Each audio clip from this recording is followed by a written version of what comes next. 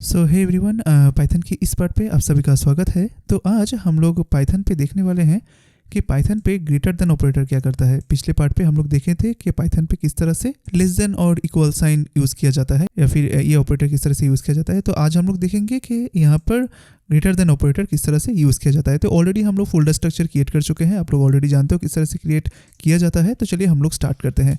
तो देखिए ये वाला ऑपरेटर कब यूज़ होता है। ये एक्चुअली जितना भी सारा ऑपरेटर है ना, इन लोगों का काम करने का तरीका ऑलमोस्ट सेम ही है, सिर्फ एक एक चीज़ का अलग अलग मतलब होता है। जैसे कि लेस देन का क्या मतलब होता है कि लेफ्ट वाला वैल्यू क्या राइट वाले वैल्यू से छोटा है, एंड ये वाला ऑपरेटर का क्या मीनिंग है कि क्या लेफ्ट वाला वैल्यू राइट वाला वैल्यू से छोटा या फिर उसका इक्वल है। एंड देन हम लोग जो आज देखेंगे कि ग्रेटर देन, इसका भी सेम ही है। ये किस तरह से काम करता है, ये चेक करता है कि क्या लेफ्ट वाला वैल्यू राइट वाला वैल्यू से ग्रेटर देन है, मतलब क्या लेफ्ट वाला वैल्यू राइट वाला से बड़ा है। तो अगर बड़ा है तो ट्रू रिटर्न करेगा, अगर छोटा है तो फॉल्स रिटर्न करेगा। तो बहुत ही इंटरेस्टिंग है। तो चलिए देखते हैं। तो एज यूजुअल हम लोग यहाँ पर एक वेरिएबल डिक्लेयर करते हैं, जैसे कि num 1 इज इक्वल टू मान लीजिए 20, ठीक है। एंड देन यहाँ पर हम लोग num 2 कर देते हैं 30, ठीक है। एंड देन चलिए हम लोग एक रिजल्ट बोल के एक वेरिएबल को हम लोग डिक्लेयर कर लेते हैं। एंड देन यहाँ पर हम लोग चेक करते हैं कि क्या num 1 जो है क्या वो ग्रेटर देन num 2 है, ठीक है। तो कुछ देर पहले जो मैंने बताया कि अगर ये num 1 num 2 से ग्रेटर रहेगा तो आपको क्या रिटर्न करेगा, आपको ये ट्रू रिटर्न करेगा। बट अगर ये num 1 num 2 से बड़ा नहीं हुआ तो आपको क्या रिटर्न करेगा, फॉल्स रिटर्न करेगा, जो कि हमेशा वो करता है। पिछले जो ऑपरेटर्स था उसी के टाइम पे भी हम लोग देखे थे। तो चलिए इसको प्रैक्टिकल एक बार देख लेते हैं। तो आप लोग बोलिए यहाँ पर ये क्या रिटर्न करेगा, ट्रू या फिर फॉल्स। 20 ग्रेटर देन 30, क्या ये ट्रू रिटर्न करेगा, नहीं। तो फिर क्या रिटर्न करेगा, फॉल्स, क्योंकि 20 जो है वो 30 से छोटा है ना। एंड हम लोग यहाँ पर क्या चेक कर रहे हैं कि 20 ग्रेटर देन 30, जो कि फॉल्स आएगा। तो हम लोग यहाँ पर प्रिंट कर लेते हैं इस रिजल्ट्स को। देन इसको चलिए एक बार रन करते हैं। तो हम लोग टर्मिनल पे गए एंड यहाँ पर हम लोग लिखे कि पाइथन स्पेस main.py, ठीक है। देखिए यहाँ पर फॉल्स आ रहा है ना। तो अगर ये वाला चीज़ ऐसा होता कि मान लीजिए यहाँ पर 40 है एंड यहाँ पर 30 है, तो फिर क्या रिटर्न करता, तो यहाँ पर ट्रू रिटर्न करता, क्योंकि num 1 greater than num 2। num 1 पे क्या है 40, num 2 पे कितना है 30, तो 40 इज ग्रेटर देन 30, ये ट्रू है ना, ट्रू। तो देखिएगा हम लोगों का जो रिजल्ट होगा यहाँ पर भी हम लोगों को ट्रू मिल रहा है ना। इंटरेस्टिंग।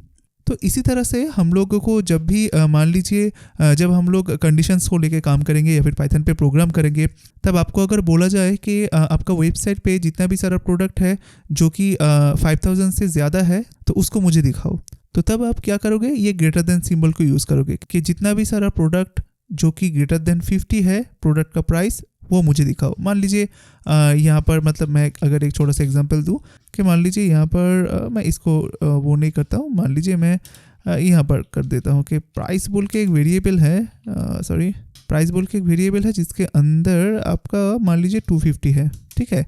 तो आप यहाँ पर चेक करना चाहते हो अगर प्राइस ग्रेटर देन 200 हुआ तो मैं एक काम करूँगा। तो बाद में हम लोग इफ़ कंडीशन देखेंगे, अभी के लिए मैं नहीं बोल रहा हूँ। तो उस टाइम हम लोग इस तरह से करेंगे कि अगर प्राइस ग्रेटर देन 200 है तो ये वाला काम करो। तो इस तरह से हम लोग बाद में देखेंगे। तो इसीलिए ये जितना भी सारा कंपैरिजन ऑपरेटर है तो हम लोग वो कंडीशनल्स के लिए ही ज़्यादा यूज़ करेंगे। और उसके बाद हम लोग जब लूपिंग सिस्टम को लेकर के डिस्कस करेंगे तो वहाँ पर भी आप लोगों को ये वाला ऑपरेटर का काम मिल जाएगा, ठीक है। तो यही एक चीज़ है। एंड और एक चीज़ देखिए, मैं ये जब लेस देन आप लोगों को सिखा रहा था तभी बोला था कि जब ये जो कंपैरिजन है ये अभी दोनों नंबर के बीच में हो रहा है।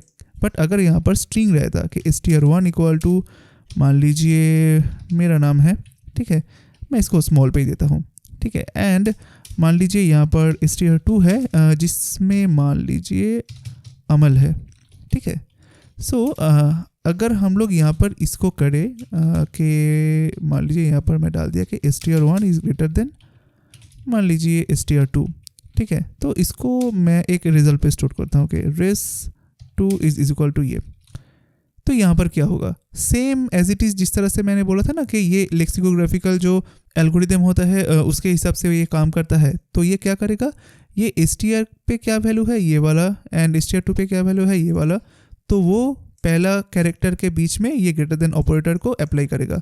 तो यहाँ पर क्या होगा, यहाँ पर है r एंड यहाँ पर है a। तो आप लोग बोलिए क्या r a से ग्रेटर देन है? आंसर क्या आएगा? ट्रू आएगा, है ना, क्योंकि r जो है ये तो इससे बड़ा ही होगा, a से बड़ा होगा, तो इसलिए ये ट्रू रिटर्न करेगा। तो आप लोग यहाँ पर अगर तो आप लोग अगर हम लोग यहाँ पर रिजल्ट 2 को हम लोग अगर प्रिंट करें तो देखेंगे, हम लोग आउटपुट में जाकर के थोड़ा सा क्लियर कर देते हैं, दोबारा रन करते हैं। देखिए ट्रू दिखा रहा है, क्यों? क्योंकि यहाँ पर ये जो r है ये a से ज़्यादा है। तो मान लीजिए मैं अगर इसको स्वैप कर देता हूँ, अमल यहाँ पर चला आया एंड मान लीजिए राजदीप को मैंने यहाँ पर भेज दिया।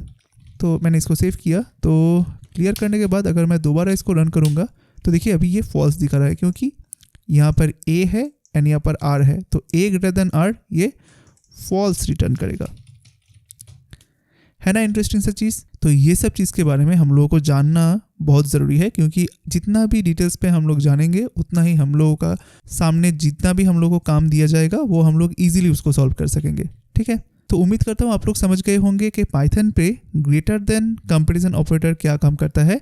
एंड हम लोग दोनों तरीके से देखे, एक है नंबर के ऊपर एंड और एक है स्ट्रिंग के ऊपर। तो आज का ये वीडियो आप लोगों को कैसा लगा है ज़रूर इस वीडियो का जो कमेंट बॉक्स है वहाँ पर कमेंट करके बोलिएगा, क्योंकि मैं हर कमेंट चेक करता हूँ एंड आप लोगों का कमेंट का रिप्लाई भी करता हूँ। एंड अगर आप लोगों को ये वाला वीडियो अच्छा लगा है तो काइंडली इस वीडियो को एक लाइक कर दीजिएगा, साथ ही साथ इस वीडियो को सभी के पास शेयर भी कर दीजिएगा। एंड अगर आप इस चैनल पर नए हो तो काइंडली इस चैनल को सब्सक्राइब करके बिल नोटिफिकेशन आइकन ज़रूर ऑन करके रखिएगा, ताकि जब भी मैं कभी भी कोई वीडियो यहाँ पर अपलोड करूँ तो उसका अपडेट सबसे पहले आपको मिले। तो आज के लिए इतना ही, मिलते हैं नेक्स्ट पार्ट पे, तब तक के लिए बाय बाय।